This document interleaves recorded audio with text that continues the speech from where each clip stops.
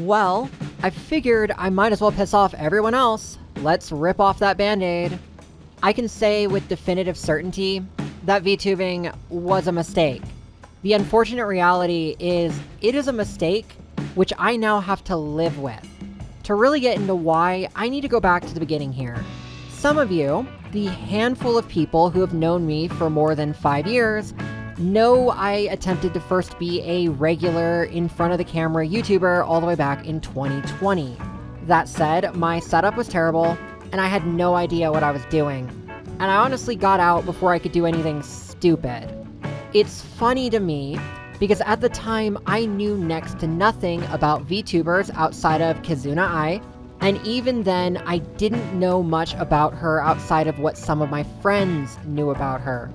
Vtubing was very much not a Western thing at the time, but then during the great event which shall not be named, Western Vtubers grew in popularity. And besides that, the other reason I decided to run like hell away from content creation was because I was going back to college for the third time to this time learn architectural drafting.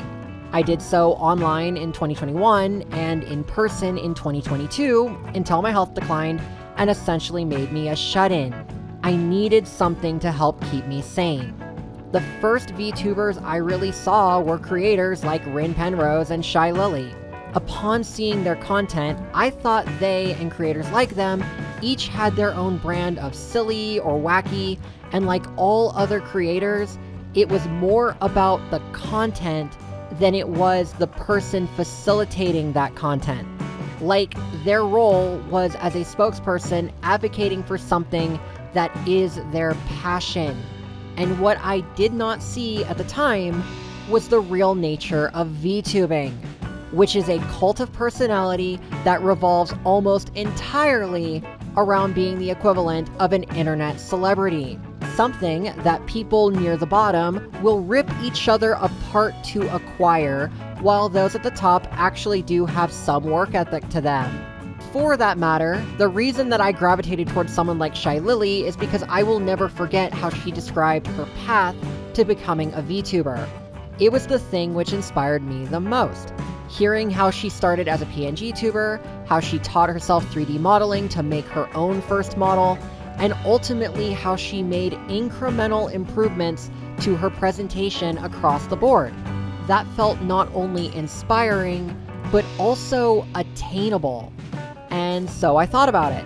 And in April 2023, I said, screw it, I'll try making videos again. And maybe, just maybe, I'll give VTubing a try too. Yes, the heart attack I suffered at the end of that month did tip the scale, but I do like to think that Shy Lily just moved me into action. I don't know, ideology is weird or some shit. But in doing so, I knew from the get-go that I was going to have to put everything together myself. I had to make my own overlays from scratch. I had to learn proper video editing because while I had attempted it in 2020, I was absolutely terrible with it. So I pushed myself to try new techniques in every video. It was incremental, but I did ultimately get better.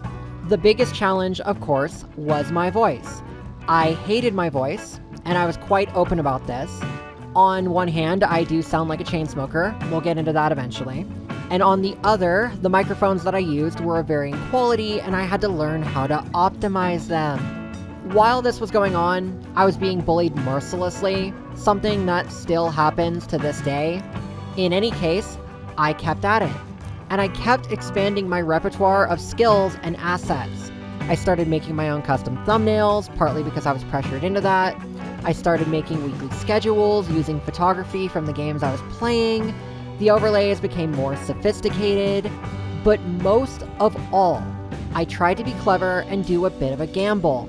Back when generative AI was in its infancy, God, that feels like forever ago, what a lot of artists were doing is taking trash pieces that AI was coming out with and using art techniques to improve those pieces. Remember, AI art is public domain. So that's what I did. I took trash bases based on criteria that most aligned with my perception of who I am, because I am trash, let's be honest, and I made corrections, tailoring them specifically to the vibe I wanted off them. that's how we got to the PNG tuber models that I regularly use in my videos today. So, bottom line, I did put in a lot of work over the past 18 months. Even putting custom assets aside, every video is a 5 to 10 hour project, and every short a 1 to 2 hour project, and there's hundreds of them. And you know what I learned in all of this? This 1.5 year long process of self-discovery and self-improvement? That the overwhelming majority of VTubers out there do absolutely none of these things. And it just destroys the illusion for me. Everything that I thought I knew about VTubing is wrong. Everything. Notwithstanding the corpo side, where you audition and are given all of your resources, training, and even equipment in order to be successful, indie VTubers, especially those who are in the mildly well-known, perhaps not the top of the charts categories, will take as many shortcuts as they can and ultimately are lazy as all hell while calling out others who they feel aren't good enough to be successful. Yes, I am going there. And you know what? You can't stop me. I am understanding why VTubers get such a bad rep by other groups of creators. It is the audacity of thinking that putting on a costume makes you a celebrity in the first place, and all content you do or do not make is secondary to that. So what do I mean by that? Let's start with the model. Very basic shit. A model can be as simple as a PNG like I use, or it can be as complex as a body-tracked live 2D or 3D model. It is my understanding that the steps are as follows. Art is made of the character you wish to be. That art is then broken down into its many layers with different frames for animations, ultimately which are activated or deactivated by toggles. Variations for things like clothing or hair have to be tailored to the model as well, but sometimes you can get lucky and pull templated assets. Show of hands, how many mid-sized VTubers actually make their models? It's not many, and it creates a very strange culture of detachment that really should have been the first red flag for me. The art of a model, if it's good quality, can run you $100 to $200, and that's mostly because of the layering. If it were just a single layer finished product, it would probably go for half that, and that is why PNG tubing is considered a cheaper alternative.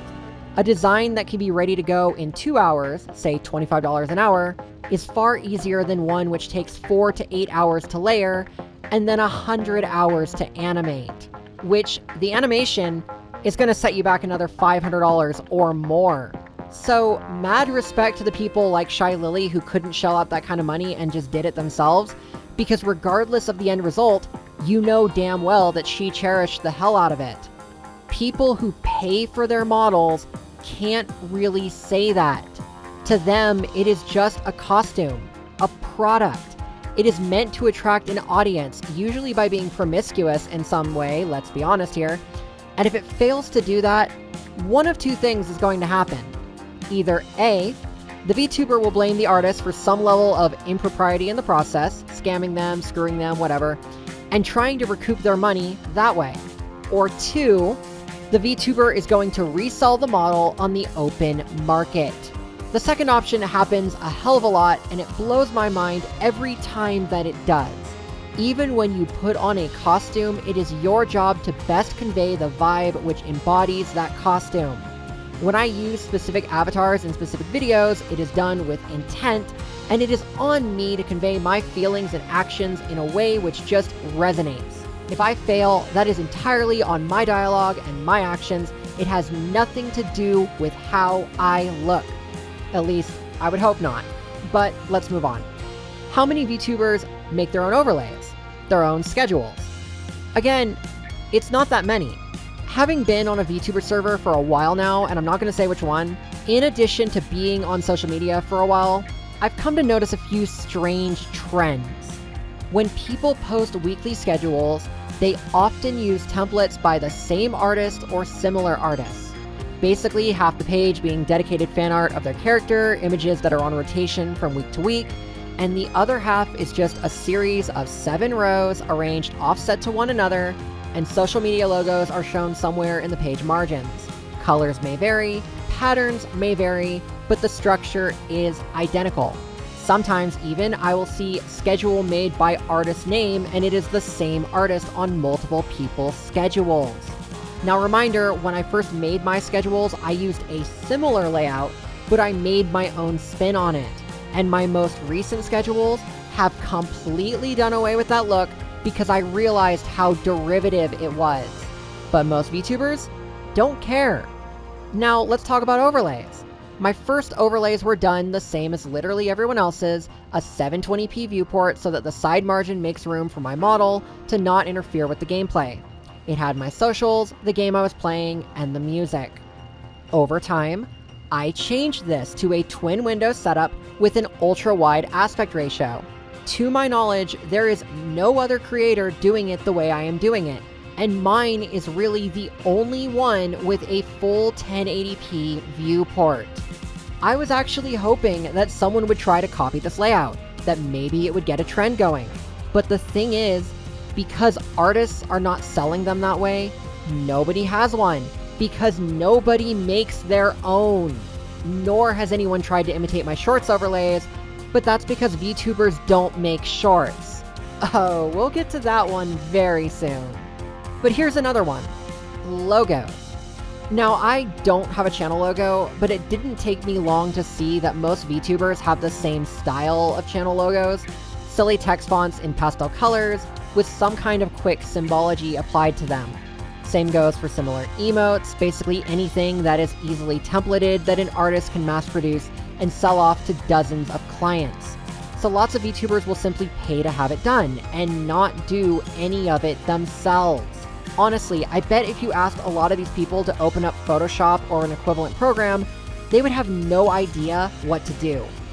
But surely, as streamers, they should at least have an understanding of how to create videos, right?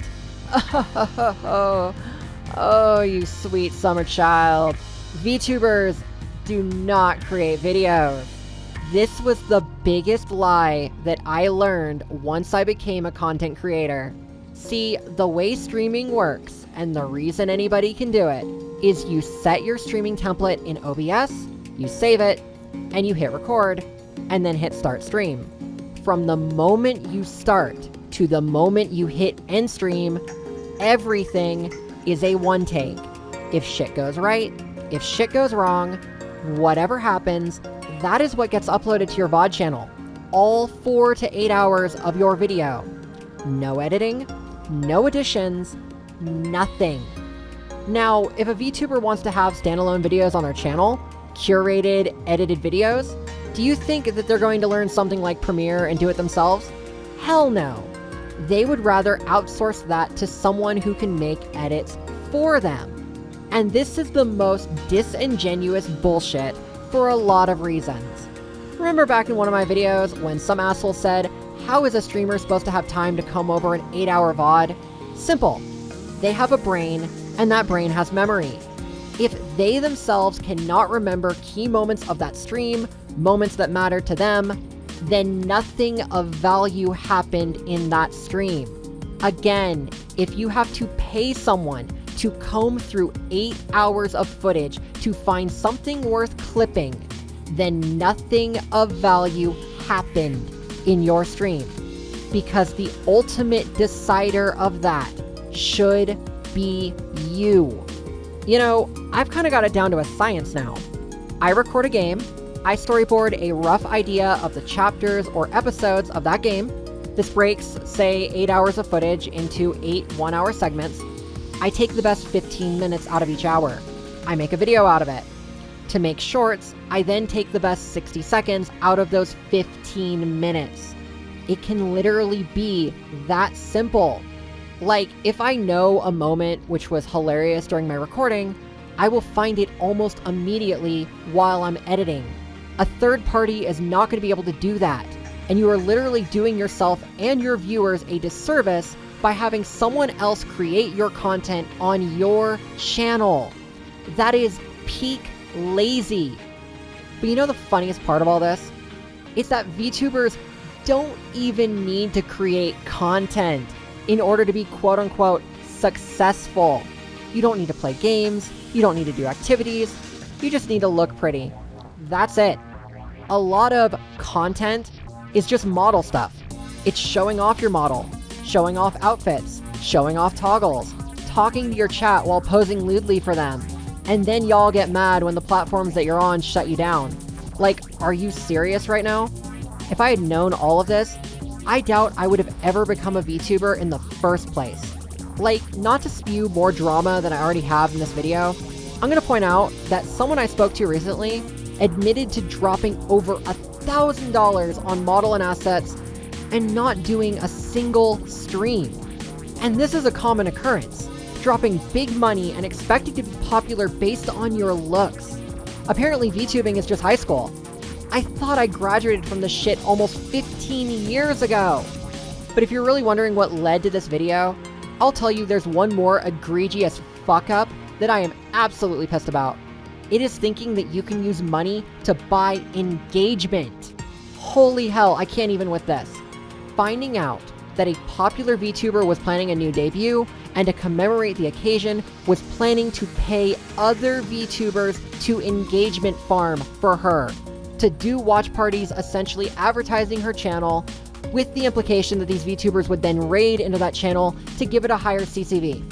Like, how low can you actually go? Can't make your own assets, can't make your own content, and now you can't even make your own audience without paying them? This is insanity. A medium which claims that art is everything and AI bad, when really, what changes between you versus an AI replacing you? The running joke on my channel currently is having an AI version of me, and it'll be pretty hilarious if the AI version gets more views than I do. But even that took literal effort. That took over 30 hours of me recording and subsequently editing snippets of my own voice to get it to be production quality with the shitty mic that I have, because again, I had the passion to give it a try. And VTubers just don't have that. To close this out, I want to leave one question in your minds. If you watch VTubers, is there a moment, a singular moment, that really stands out above the rest for you? If your Oshi has streamed for 500 hours, is there a singular moment that really shows the peak of their passion for their craft? Again, I shared what mine was. For me, it was Shy Lily. And in my opinion, she is at the top for a reason. If you make your own shit and you truly understand what that means, then you deserve your success. But if you're trying to go pay to win, you can just go fuck yourself. And as for me, I've already put in a metric ass ton of work, over 400 videos and counting, with 2025's videos already partially made. So yeah, I can't just walk away from this. Not yet anyway. So we'll see what happens. Thank you for watching.